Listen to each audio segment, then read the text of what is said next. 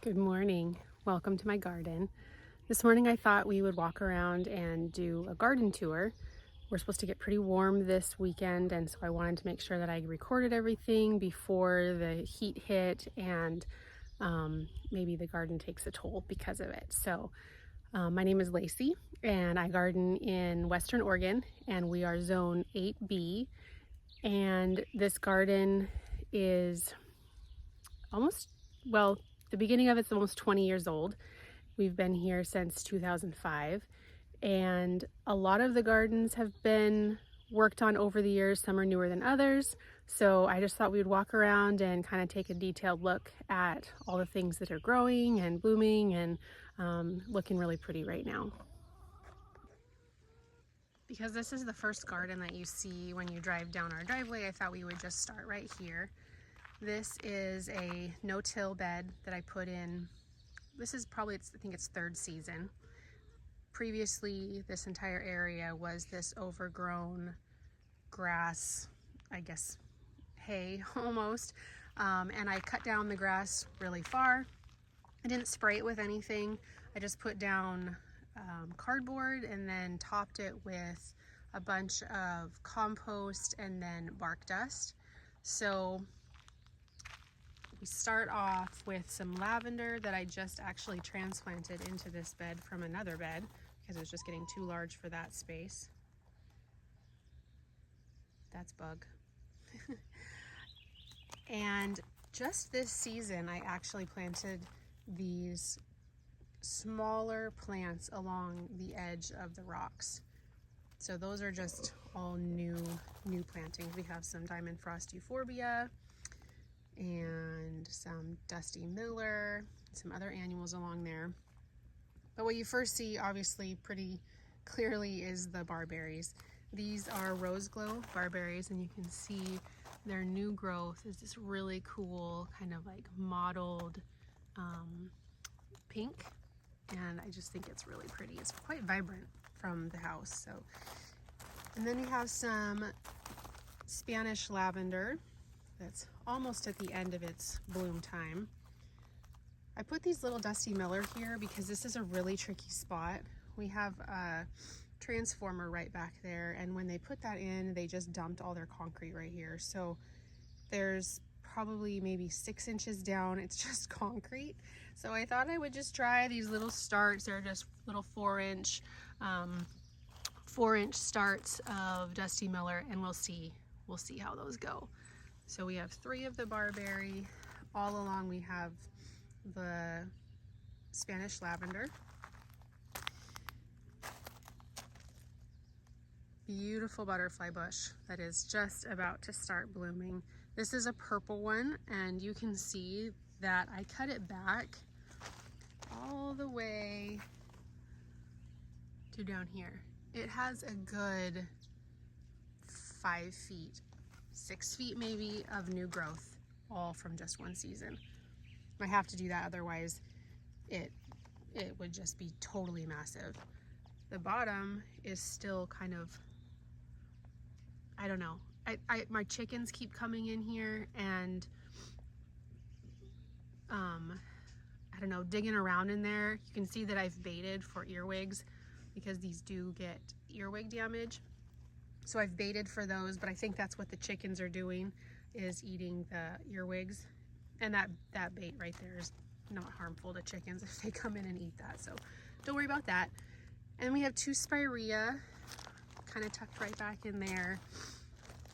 I have a few Gara that I just actually put in. This one I had to cut all the way back because before I even got it planted, it really struggled. I must not have watered it well enough, but look at all that growth.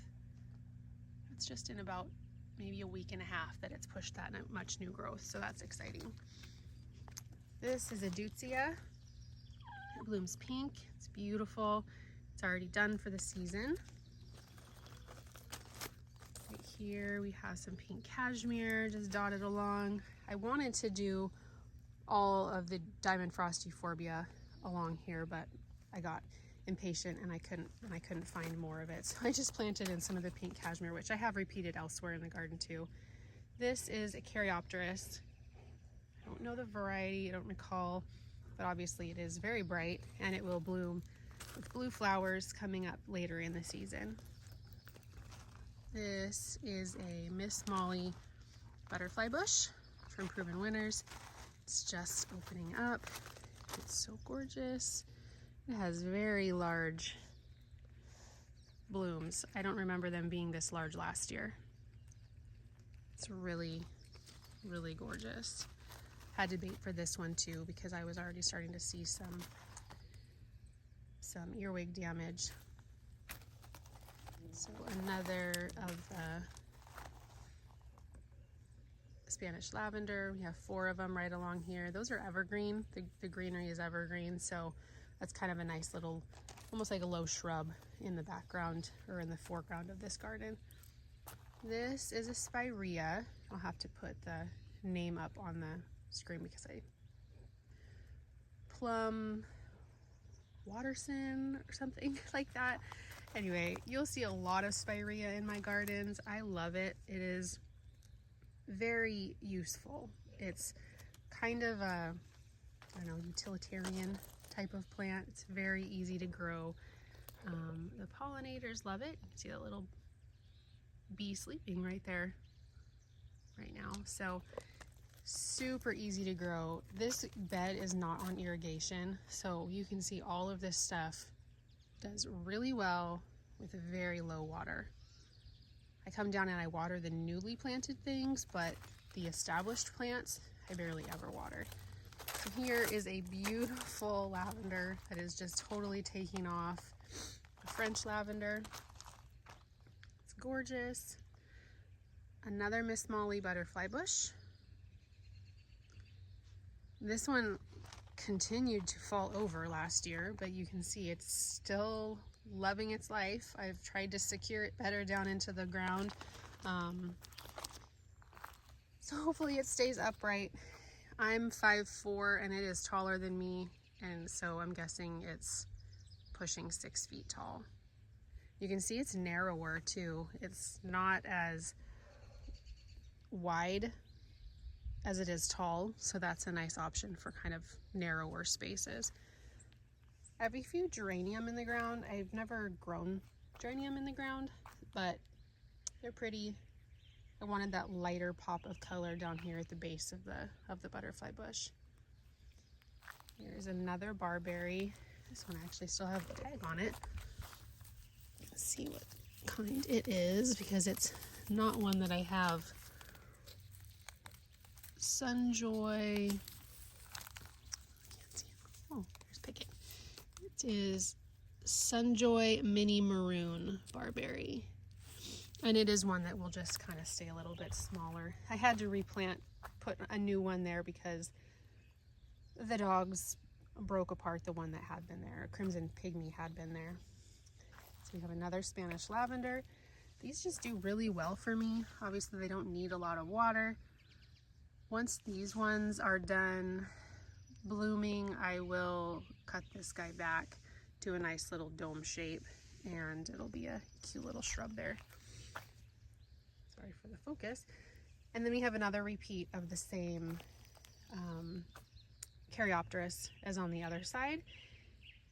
I just like to repeat within beds just for the continuity, different shrubs kind of throughout. If they're not in a swath, they're at least dotted throughout the bed. So those are a beautiful later blooming shrub. They are really late to push their new growth, so I try not to have too many plants like that. I enjoy my gardens a lot early on in the season.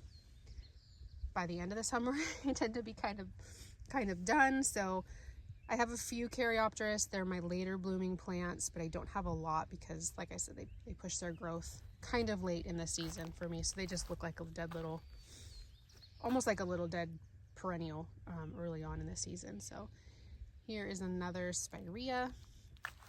This one, interesting foliage. You can see it's striped, which is pretty neat. Add some interest to that one. There is a Rose of Sharon. It's just thin one. It's kind of a pretty burgundy color. I'd have to look up the name, but it does stay narrow. It's a pillar variety. This is another butterfly bush that it matches the one that's in the back side of the bed. So those will both bloom purple. It's beautiful. Tucked back in there, here's another deutzia that I just planted this season. It's kind of a lower growing shrub. Repeats the other one I already showed you, but it's very low growing.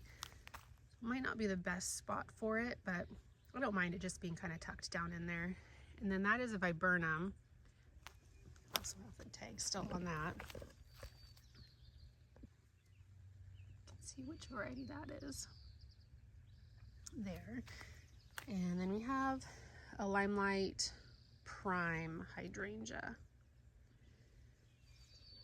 This was I think the first plant that I planted in here, and I planted it just before I even made the bed. I planted it into this type of grass, and one of my boys' friends, this was before the rockery was here and everything, one of my boys' friends backed up and ran it over, broke it all the way down to the ground because it was just little, kind of hidden in the grass. And that was kind of when I decided, I want to actually make this a garden bed. So started with the rocks and then went in with the no-till garden bed. Tucked back in there, that large shrub-ish tree is an instant karma elderberry. It bloomed beautifully and it is large. We'll look at it from the other side, but it is loving its life right there. I've entertained the idea of tree forming it, but honestly it's filling in that spot so pretty that I don't know if I will. And then I have some ornamental grasses. There's 3 of them actually dotted around the instant karma. They're kind of getting a little bit swallowed up in the back, but it's okay. I like that full look, and they're also very happy, so just gonna leave them. And that is a 9 bark. I don't recall the variety. It struggled the first year, was kind of, I don't know, unimpressive last year, but this year it has been very happy. And again, I don't water this bed very often, and that makes me very impressed with the plant when it does not need a lot of water and a lot of care from me. So I'll back up, just kind of show you this bed one more time here. So this is our driveway, and so I call this kind of my driveway bed because this is the first thing you see when you crest the driveway. So we'll come this way, and this seems kind of backwards to share this because this is my newest garden bed that, like I mentioned before, this whole area was basically this overgrown grass. We would weed whack it each summer, but it was just kind of a bear to take care of. I started planting in just directly into the grass some shrubs that I thought, well, I'll just let them get big, let them kind of do their thing, and one thing led to another, and now we have a full garden bed. So the same thing with this one. This is also a no-till bed. Last summer, I laid down the cardboard, and then I brought in a truck bed load of compost, and I put it over the cardboard, and then I put on bark dust. I planted in some of the shrubs last year, but a lot of this I just planted earlier this season. Tried to do it earlier in spring so that the plants could have some time to establish before we got really into the heat of summer. These are also not on irrigation. Our septic drain line comes right through here. So this area, being the lowest part in our property, does tend to stay a little wetter. I do think I'm still going to put in some drip irrigation just for my peace of mind, but for right now I'm just hand watering it every once in a while, a couple times a week for the newly planted shrubs. Hi, Picket. Okay, so this is the entryway into this little bed. I put 2 cone boxwood here. These are Green Mountain cone boxwood. I got a great deal on these from our Tractor Supply. They were having a hard time taking care of their plants, so they just put them all on 50% off, and I think they're getting rid of all their plantings or all their plants that are for sale. So lucky me, because they were a great deal. This one, I forget what this one is called, but it looks like a strawberry, but it's not. But the blooms look a lot like a strawberry. I have some in another bed that have done so well. It just blooms and blooms and blooms. This one is a brand new planting, so it doesn't look the best, but it was a really good performer in my other bed. So I got another one of those. So we'll just start right here and pan this way. There's another couple of those Caryopteris that are just such a vibrant color. They do burn a little bit, but I think that's just, again, because I don't give them a lot of water. This guy, I will have to put the name on the screen because I forget what it is, but I have 3 of them along the front. This is an evergreen shrub and it blooms. So I don't know why I don't see this very often in people's gardens, but it's beautiful. My dogs have broken a few of them, so I've had to replace them, but they're lovely. Here's where I have repeated the pink cashmere Superbenas in the front of this bed. So they kind of tie into the front of the other bed that I just showed you. These are some of the new Proven Winners echinacea. I think it's back to the fuchsia echinacea. They're just coming into bloom. They're gorgeous. I love echinacea. I do find that I have to water it a bit more than I would think, just because I've heard that it's supposed to be really drought tolerant. You'll see along here little bitty starts of a few plants. These are plants that I dug up out of other areas in my garden and planted them in here just a few weeks ago, and I'm really excited to see how well they've already taken root. This one right here is a Helen Bonstein lamb's ear, and these are hardy geranium. I believe they're Biacova. So we just, oh, look at these mushrooms. Is that a sign of healthy soil? I don't know. All along the front too, I have some boxwood. Those are green velvet. Those are, again, I got those at the Tractor Supply for a really great deal. Here is a spirea. I have 3 of those in this bed, dotted around. So just stick to this side for now. That is a serendipity. No, actually that's a millennium hardy or ornamental onion. Several of those in here, and a few just of the small butterfly bush. They, earlier this season, I could not remember for the life of me what color they were, but you can see that they're this pretty purple. So I think they must be the blue chip, mini blue chip. I think they don't get very big.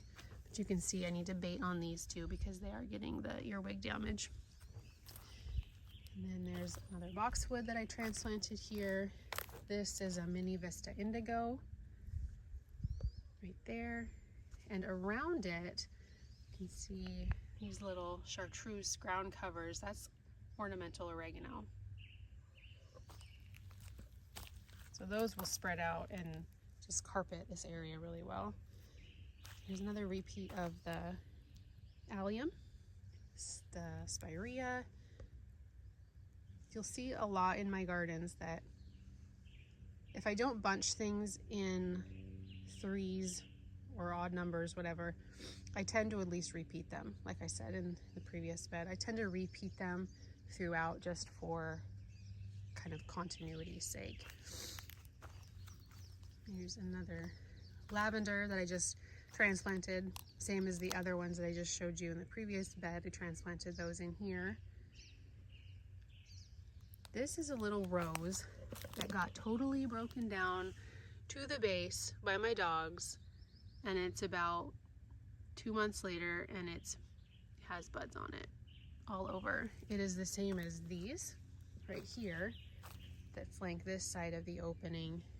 These I got for $2 at the end of the season last year at Bauman Farms, and they're beautiful. These also, I couldn't remember what color they were because I never saw them in bloom last year. So I'm thankful that they're a pretty pink that coordinates with the rest of the bed. So this one right here, this is actually a vine maple. One of the first ones I planted out here. I'm training it up into tree form so it will be hopefully a taller canopy. And it looks like I had a deer come through. Interesting. Over here, this is a lemony lace elderberry. It was beautiful when I planted it, but it is getting burnt a bit. Little evergreen ground cover. These are ageratum. I almost lost the name. Ageratum. They're very, very vibrant, and they're almost too bright for me. They're very visible from the house, and I do like them, but they're just a little too vibrant for me. So they're just an annual, so I won't be probably repeating those right there. But so then here we have more of the barberries. These are not invasive here. I know they are in a lot of places in the country, but they are not here at all. So they are kind of a staple in my gardens. There's a little butterfly bush that's working on surviving. And then some more starts of the Bayakova hardy geranium. I'll show you those in the other part of my garden where they originated. This is a Tough Stuff hydrangea. I have 2 of them right there. I'm loving the darker foliage on these. They are supposed to be okay with full sun. We'll see. I think that they'll be okay, but just trying hard to keep them pretty for their first season. This is another hydrangea. I want to say that it's like strawberry vanilla shake or something like that, but isn't it pretty with the reddish stems? I love that. This one will get kind of bigger too. And there's a little bee in there sleeping. This is a Proven Winners privet. It'll get, I think it's like 6 feet tall. Kind of will fill in this whole area. It'll bloom white and stay this bright color, which I really like against this black. It's an elderberry. Lemony, no. I've lost the name. It'll come to me. But yeah, so we have this little planting of those. Again, repeating the Tough Stuff hydrangeas. Around that, I have 2 starts of some grass that I transplanted out of a back garden bed. It wasn't doing well, so it needed division. And so I dug it out and divided it, and now we have those through there. Hopefully those do well. We'll just go right here really quick. This is a new planting. I'm hoping that it takes off and is very happy here. It's an Aphrodite sweet shrub, I believe it's called, Calycanthus. It's has the potential to be beautiful. It's supposed to get very big, and hopefully we'll fill in this spot, but looks like we have a little bit more deer damage coming in and eating those off. And around the bottom, it has the cushion, or the Diamond Frost Euphorbia. And my 2 cats. 2 of my 3 cats. This is another entrance into... I had to just put in this little path so I had a visual of where I could plant and where I couldn't plant. I didn't want the whole thing to be just a mass planting. I knew I needed space to walk through it. So I put in, this is just hog fuel that I put in through the bed. I anticipate that the paths will get thinner and thinner as things grow in, but that's okay. But on either side of the opening, on this side too, I have another little boxwood. That is another of the green velvet, which I use a lot in my beds. These are the pink Profusion Salvia, which just keep going and going. They're gorgeous. This is a penstemon. I don't know the name because it wasn't marked when I purchased it, but it is gorgeous. I love it. Hopefully it'll be happy here. This is a Weigela. I think it's the Czech Trilogy, I think is what it's called. It's kind of burnt a little bit as I've had it planted here, but I think it'll be fine. It'll get established and it'll be just fine. And some pincushion flowers, which are really pretty light, kind of almost a silvery color. And this one I'm seeing has quite a bit of aphid activity on it, so I'll have to come in and this is how I take care of aphids. Just wipe them off. Generally I don't spray. I don't know, we'll see. I've not known pincushion flowers to be an issue with aphids, but there's quite a few on there, so to address that in a little bit. There's another spirea on this side, and then dotted in here also are some smaller, I think these are a pink butterfly bush. They're not a Proven Wonders variety. I just bought them as small 1 gallon, and they put on a ton of growth already this season, but there's 3 of those dotted in here. Also some Nepeta. This is also a staple in my garden. I can show you the variety of this one. It's not one Sylvester Blue. I don't usually keep the tags in the ground, but I knew I'd forget what variety this is because I have so many of other ones that you just come in and cut this back. You can see the new growth there, but Nepeta is also a staple in my gardens. Then we have 2 hydrangeas here. They're just pushing out their new growth, or I mean, sorry, their buds. There's another spirea, and on either side of this lemon cypress, I have the 2 pink butterfly bushes, barberry that I think is a crimson pygmy, so it'll stay pretty small there, that I transplanted in there. You can see this is one that I cut back of the Nepeta. A few more little starts of the Helen von Stein, which I'll show you in another garden. This will just completely fill in this whole area with that pretty soft foliage. And that is a phlox, which I don't have much of in a tall phlox, which I don't have much of in my gardens. It will bloom a pretty kind of a mixture of purple and white. So I'm excited to see that one blooming here. It doesn't, not seeing many signs of buds forming up on it, but we'll see. I'm sure that next year it'll be doing its thing.